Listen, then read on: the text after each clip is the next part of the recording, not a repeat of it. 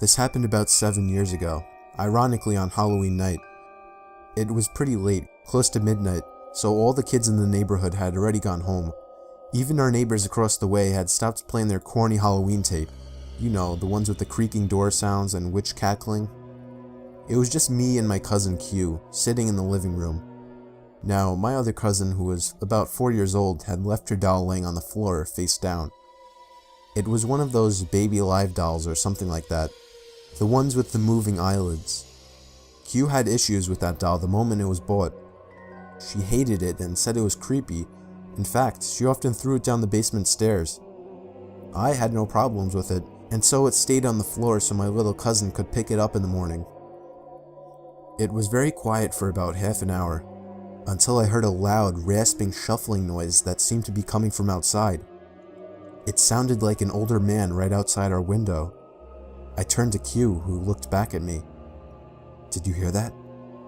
"It's probably the neighbor's tape again," she said. She went back to typing on her computer.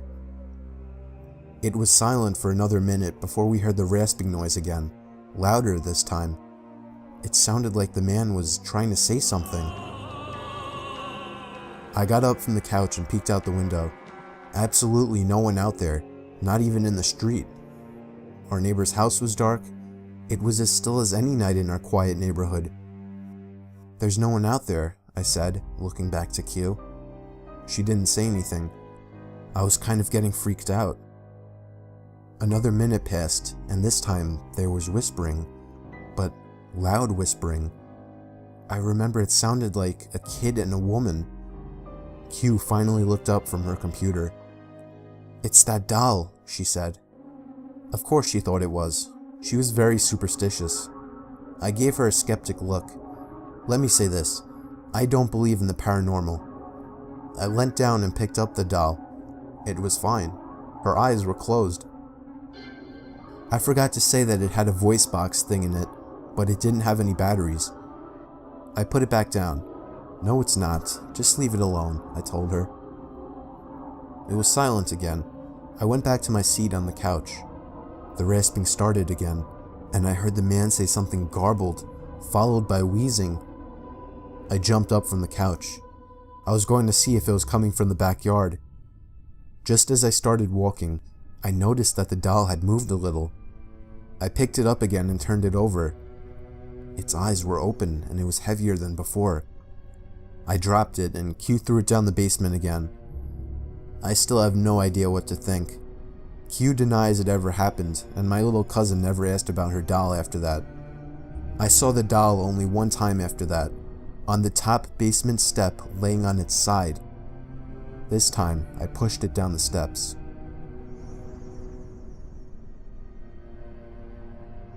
I was up late reading on a cold night. My bedroom is on the first floor, and I live alone in a relatively quiet and wooded area. For that reason, a lot of my windows didn't have any blinds, since it wasn't as if people driving by were able to look into my house. Plus, I like waking up to the sunlight shining in my bedroom. But this one night made me regret never getting blinds in the bedroom. After finally shutting my reading lamp to get some shut-eye, I had a good 2 minutes of silence before I heard the sound of something hitting the window. It sounded like a single tap from a person's fist. I was facing away from the window and didn't want to turn around. I was used to hearing things like tree branches brush up against the walls and windows, but I distinctly recognized this sound to be a fist hitting glass. The thought that somebody might be outside my window watching me frightened me. The fact that somebody would walk all the way onto my property to my bedroom window. I tried to accept that maybe it was just a tree branch, but a second and single knock at the window confirms my fear. It was a fist hitting the glass, and somebody was outside my window. I figured that if I just ignored it, they would go away. Maybe it was just some punk trying to mess with me. If they thought I was sleeping, they would get bored. Another knock at the window came, and I desperately tried to just stay still and show no reactions. But when the fourth knock came routinely, I decided enough was enough. I should confront this jerk like a real man. I turned to the window, and just barely caught a glimpse of a black shadow quickly moving under the window.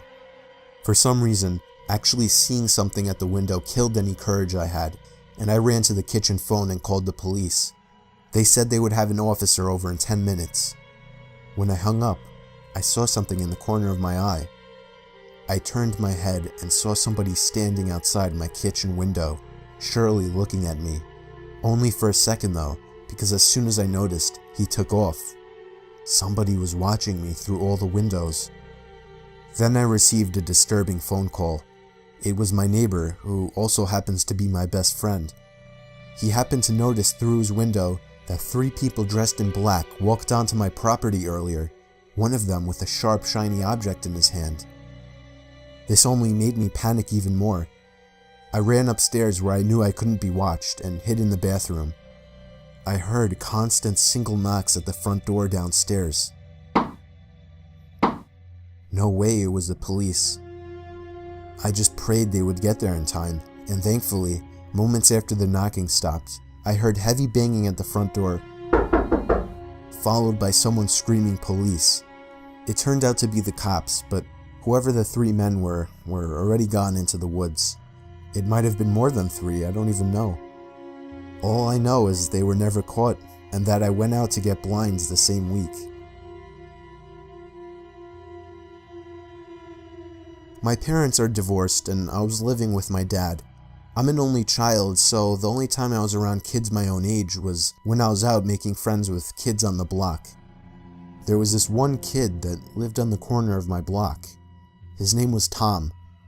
I met him while riding my bike. He strangely invited me over to shoot some hoops with him, so I did. He was a lot older than me. I was 12 and he was 16. I found out after hanging out with him a lot that he was an only child as well, and that he also lived with his dad. At first, I found him very relatable. I gave him my phone number and he would call to hang out. Sometimes he would come over and play video games. But then he started getting weird. He would call non-stop. If I didn't answer, he would begin to leave annoyed messages. He would call 5 or 6 times before coming over and ringing the bell. If my dad wasn't home, I usually didn't answer it. But when he was home, he would force me to hang out with Tom, even though I told him he was creepy. I biked with Tom back down to his house while pretending to listen to him babble on about stupid shit. This kid would never shut up. I needed to find a way to get him to stop looking for me. Then, for the first time, he invited me into his house. I really didn't want to go in, but it didn't seem I had a choice. The second I walked into the door, the foul, disgusting odor of his house filled my lungs. Clothes were tossed all over the floor, broken glass in one corner of the room, and what looked like coffee stains on the wall. It was the most disgusting place I'd ever seen. And then, a huge, shady-looking man walked out from another room. He looked at me with a very intimidating look. I felt myself backing up away from him, until Tom introduced him as his father. The man just gave me a big grunt and stomped off into another room. It was official, this kid was a fucking creep. I needed to get away from him for good. I decided I didn't even want to be in that house anymore and just made up some excuse to go. I think that I said that I forgot I had a doctor's appointment, and at that moment, his smile slowly faded as an unhappy, if not extremely angry expression crossed his face. He didn't even give me any response. He just looked at me with this unnerving stare. I left in a hurry and ran back down the block to my house. The door was locked, surprisingly. I unlocked it with the key my dad made me carry and found that he wasn't home. I really wanted him to be home. And then I found a little sticky note on the fridge saying he was called into work for a possible storm emergency. So that night before going to sleep, I checked my email for a response from somebody on eBay, but instead I had about 5 new emails all titled in capital letters, and they were all sent from an email named tomtom20@aol.com. It was him. I never gave him my email and still have no idea how he got it. One of the emails was titled, "You made a mistake." Another was titled, "I know where you live," and the rest were filled with profanity and threats. I was only 12 and was extremely intimidated by this, so I was ready to call my dad, but as soon as I was heading to the kitchen phone, I heard the sound of rustling bushes outside. I opened the blinds of the window that was facing the bushes and was greeted by the face of a huge man who I instantly recognized as Tom's dad. I called the police, but by the time they arrived, he was already gone. When my dad came home early because of this situation, we went on to get a restraining order as soon as possible. Tom and his dad moved out about a month after that. I moved into a house that my aunt and uncle had been renting out for several years after they built a new place. I spent a few months alone before a buddy from work asked if I was looking for a roommate. I thought about it for a few days and ended up allowing him to move in. It was a 2-bedroom place with a den and office in the garage. He decided he wanted his own space as the bedrooms were right next to each other, so he moved his stuff into the office in the garage. And I have to admit, it was a pretty cool setup he had. The only problem, he didn't have a bathroom or kitchen out there, so he would use the kitchen and toilet in the house. We worked different schedules, so I would often leave the house unlocked for him. One night, I went to my girlfriend's house for dinner. After I got back, I decided to grab a 6-pack of beer I had bought the previous night. When I opened the fridge, my beer was gone. I assumed it was my roommate and went into a blind rage. I stormed out into the garage and slammed his bedroom door open. He was sleeping and rolled over. I screamed at him, asking why he drank my beer without asking. He said he didn't touch my beer and rubbed the sleep out of his eyes. Having lived with him for a while, I was pretty good at judging when he was lying. I felt he was telling the truth. My heart sank as I came to the realization that somebody had stolen our beer from the fridge and whatever else. We went back into the house and made sure everything was in its place. The TV was there, all the furniture. It wasn't until I went into my bedroom and realized my $2,000 laptop was gone that we began to panic. My buddy called the cops and we searched high and low for the beer and laptop, thinking I might have misplaced them. We soon gave up and began to search the yard for whoever had done this. We didn't live alone in this house though. There was a room that had been built on several years after the house was built. My aunt's dying mother spent her last couple of years living there, as it was easy for my aunt and uncle to care for her during her sickness.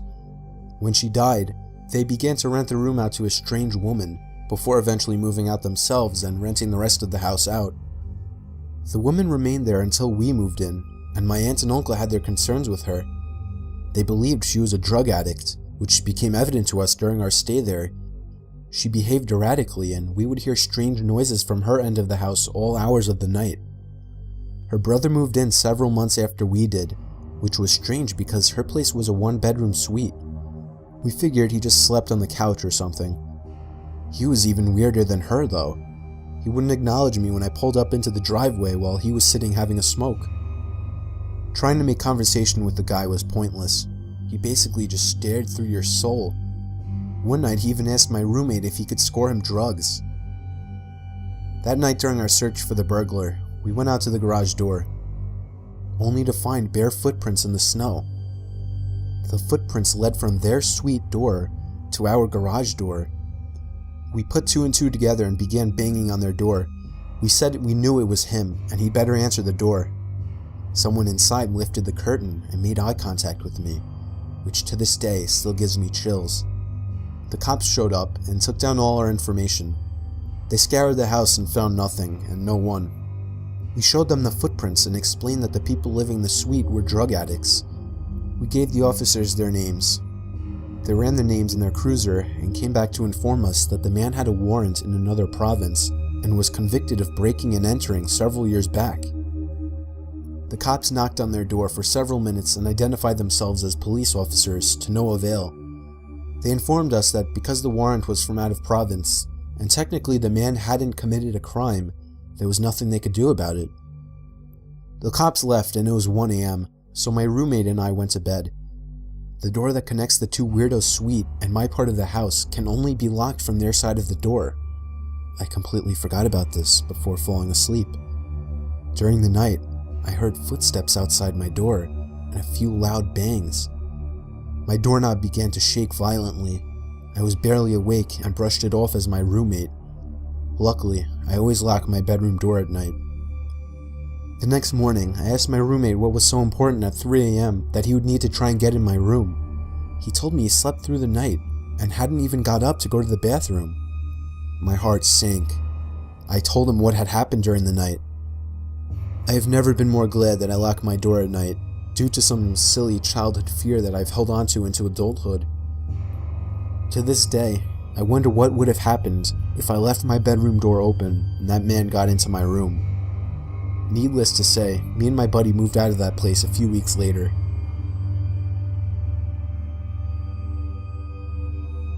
It happened on my friend's 21st birthday.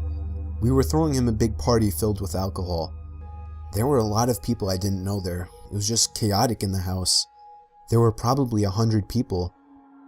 But even in all the chaos, I noticed one shady character that stood out. There was an older man sitting in the corner of the room, just kind of watching everybody drinking and dancing. I didn't think much about it at first, assuming it was someone's dad or uncle or something. But as the night died down, and more than half of the guests had already left, the man was still there, by himself in the corner. At that point, I asked one of my friends who that guy was, and he said he had no idea. We decided to wait until most of the guests had left, figuring maybe he would too. And when the last of the guests were gone, we went back into the living room, and surely enough, he was gone. I felt relieved immediately, even though it wasn't even my house. That man just seemed so out of place, and it was downright creepy. Me and a couple of other friends slept over that night. I slept on the couch in the den. Falling asleep was easy with all the alcohol running through my veins, but staying asleep was a problem. I woke up in the middle of the night, feeling insanely thirsty and having to go to the bathroom. I first went to the bathroom since it was closer, and then went up to the kitchen and got a glass of water. When I went back down to the den and laid back down on the couch, I noticed that the sliding door to the coat closet across from the couch had been slightly slid open. It was too dark to see anything else though, like anything inside of it. I felt a chill run down my spine as I remembered the creepy man sitting in the corner. The idea of that man hiding in the closet immediately popped into mind. I continued to lay still, under the assumption that he was watching me through the open door of the closet. I began to plan my escape. I could jump over the other couch and land right next to the stairway upstairs to the living room, but I just had to gather up the courage to do it. Then I saw the closet door slide open a little more, and that's when I got the courage to run for it. I jumped over the couch and ran up the stairs. I could hear the closet door fully slide open and somebody running after me. I screamed at my friends who were on the couches to wake up. All three of my friends that were in the living room woke up and looked at me as if I were crazy. I knew that we now outnumbered him 4-1, so I looked at the stairs and waited, but he never came up. My friends demanded an explanation, so I told them that the creepy man from earlier was hiding in the coat closet, and he almost chased me up the stairs. Just then, we heard the back door from down in the den open up, and we all looked at each other. We called the cops, but the man was never found. He simply left through the back door. When I was going to college in North Carolina, I started working at a local TJ Maxx store for some extra cash. Since I was in class during the day, I usually worked the later shifts. One night I was walking to my car. I think it was about 11 or 11:30. As a safety protocol, all of the employees left together and the security guard would watch from the sidewalk to make sure we all got to our cars all right. I was approaching my car when I heard a car pull up behind me. I turned around and there was a woman with her teenage daughter in the passenger seat. She rolled the window down and started giving me a story about how they just came into town to visit family and that they're out of gas and have no money, and then asked if they could borrow a few dollars. I told them the truth, which was that I had no cash on me. I never carry cash. So she just looked at me and asked very hurriedly if I would get into the car with them, go to the gas station, and buy them about $10 worth of gas. I mean, obviously I said no, and she asked a few more times. It wasn't until I had said no that I noticed the daughter in the passenger seat had been staring at me the whole time, and she was licking her lips and wringing her fingers. At that point, I bolted back to the store where the security guard was, because they had pulled up behind my car, so I would have been stuck there. I told him what had happened. He started walking to their car, and they sped away.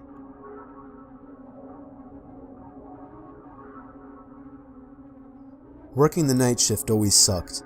I work in an office building and would constantly do the night shifts since it was the only time it would work out for me. I was just about always the only person on the floor I worked on, possibly in the whole building. There would always be a kind of eerie feeling to being in such a big building with most of the lights out and absolutely no one around.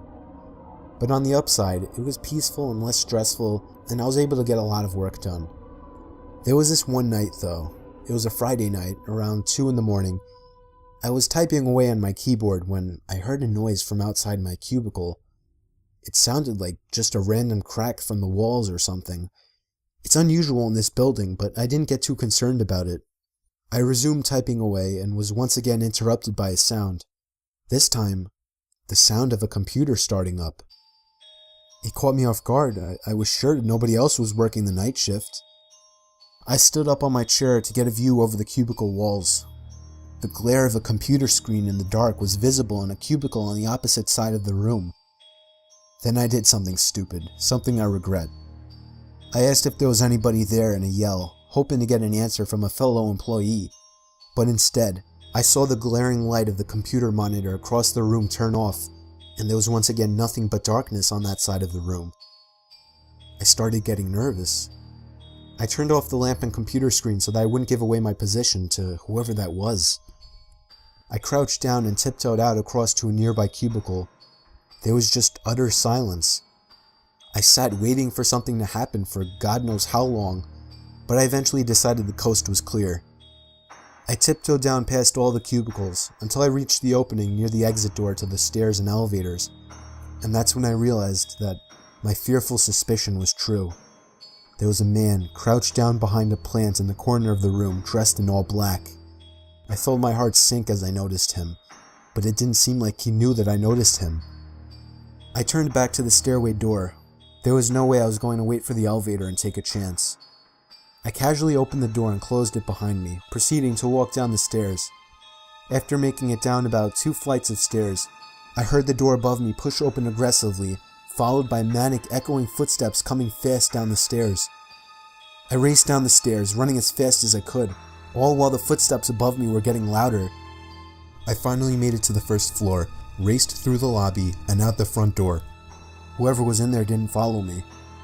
I immediately called the cops, along with one of my bosses. My boss said no one was scheduled to work except for me. The cops scanned the place from top to bottom. There was no one in there. I couldn't help them out with any description other than he was wearing all black. I did continue to do the night shift for about a week after that, with my boss allowing me to lock all possible entrances to the floor, including the elevators. But I still wasn't comfortable with it, so ever since, I've been doing the day shifts.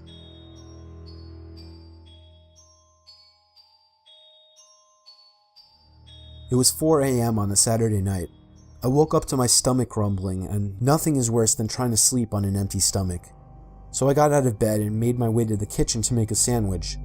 But immediately I noticed that the cabinet was open. I'm always super obsessive over closing everything I open, so I couldn't believe that I had done that. I found it more odd than most people would. That's just how I am. Most people would shut the cabinet and forget about it, but I went as far as investigating around the house for any unwanted guests. There was nobody in any of the closets I checked, but when I went down to the den, the back door was wide open. I was certain now that someone had been in my house. I somehow had the balls to step outside and turn on the patio light, and there was somebody sitting in one of the patio chairs. He looked at me with a blank expression and got up slowly. He looked filthy, almost homeless. His hair was down to his shoulders. He started walking closer to me. I couldn't tell what his intentions were, and I kinda just stood there, almost taking him as harmless. But he suddenly lunged at me, and I barely had time to shut the door and lock it. We stared each other down for 10 seconds through the glass, until I finally realized I should be taking that time to call the cops. I ran to the kitchen to get the phone, and as I was dialing, I noticed when I got back that he was already gone. I still called the cops, but nothing was ever found of the man.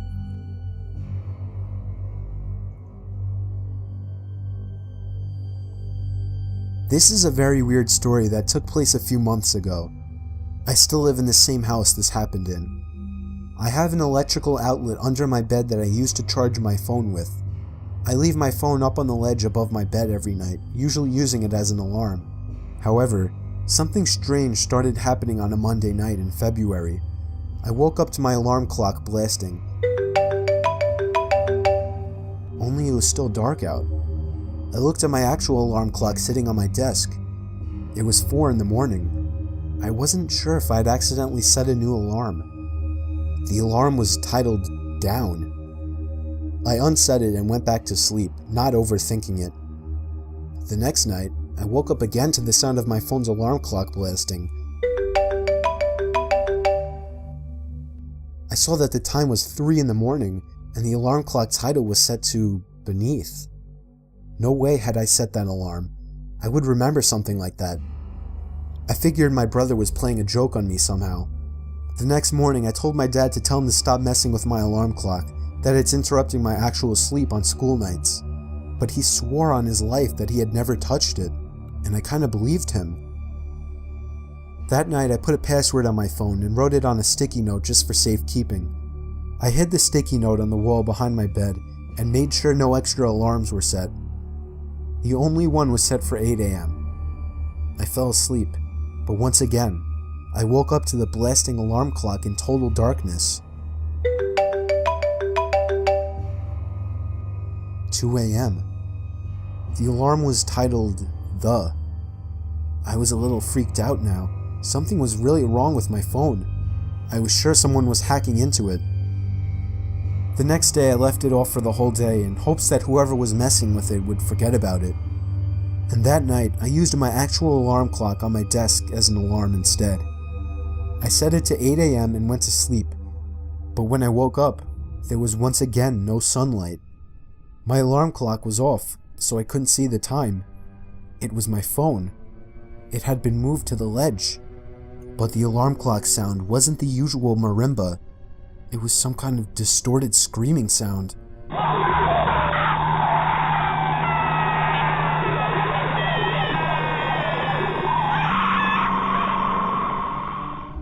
I turned off the alarm, which was titled Bed. It was 1 in the morning.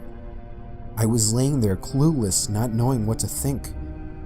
My phone was at 10%, so I reached down under my bed to try and find the charger that's normally plugged into the wall. It was missing. And then, at the worst possible time, I realized exactly what it all meant. The 4 alarm titles formed a sentence. Down beneath the bed. I tried to pull my arm away, but it was too late. I felt a hand grab my arm and squeeze tight. I screamed as loud as I could, loud enough for all the neighbors to hear. I heard my parents' bedroom door open and footsteps running over to my room. My door opened and my dad barged in with a baseball bat. He saw that I was being pulled down to the edge of my bed. My dad reached under my bed and grabbed a hold of the man hiding under. He knocked him out with the bat and called the cops. The man clearly didn't plan that out, as he basically trapped himself under my bed. Police told us that he was a registered sex offender who had been arrested 10 times. He's extremely messed up in the head and clearly gains pleasure from messing with and scaring his victims. It scares me the most that he was in our house and under my bed for 4 days.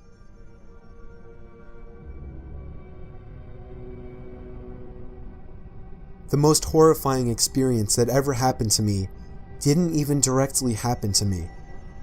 I have a friend that I'll call Ty. We would hang out or at least text every day, but there was this one day that he didn't respond to any of my texts or calls. I went over to his house, which was a block away, to see if he was alright. I knocked and rang, but he didn't answer, which was weird because his car was there. I got the feeling he wanted to be left alone. But late that night, I got a FaceTime request from an unknown number. I cautiously answered it with the camera aimed away from my face. A face popped up on the screen, and it was Ty. I felt so relieved and showed my face. When I got a little better look at his face, I noticed he looked different. Like, a lot more tired and, I don't know, paranoid, I guess. And he was also in an unfamiliar room. I asked him where he was and why he wasn't answering, to which he responded that he was fine and he was at home. I asked him whose phone he was using, and he just took a long pause before answering. He just blankly stared at the camera until finally answering that he was using his uncle's phone. That was really weird, but before I could question him further, he all of a sudden demands that I lend him $10,000 and that he'll pay me back. I can't help but laugh at this until I see that he's serious. More than just serious. His facial expression filled with what looked like worry.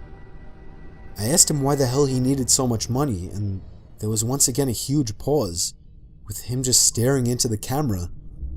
He finally says he has to go, and with that, the call ended. It was probably one of the weirdest and most unnerving experiences of my life. I had never seen him act so weird. Something was clearly wrong with him. But it was late, and I figured I would just go over to his house tomorrow and talk with him. The next day, first thing in the morning, I went straight over to his house and rang the doorbell about 10 times. He didn't answer. I eventually gave it up as a lost cause. If he wanted to act sketchy, that was his problem. But late that night, around the same time, I received another FaceTime call from another unknown number. I answered it, and it was again Ty. But this time, he looked like shit. His hair was a mess. He had a cut on his forehead. He had bags under his eyes. I didn't understand what the hell was wrong with him. He wouldn't tell me anything. He just kept demanding $10,000 to be paid to some random address, to which I kept telling him no. And then he said something that still haunts me. He said in a shaky, nervous voice, "Come on, don't point a gun at my back." It hit me like a bullet as he said this, accompanied with an ever so slightly twitch of his left eye, to which I interpreted as a wink.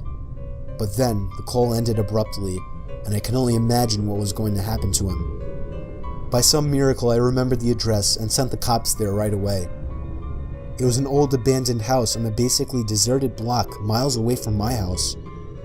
They found Ty in the basement, beaten senseless and barely alive, but they got to him just in time. The sicko that did this to him was already long gone. Ty doesn't like to talk about it, but the most he told me was that he was walking home before everything went black, and he woke up in a dark basement.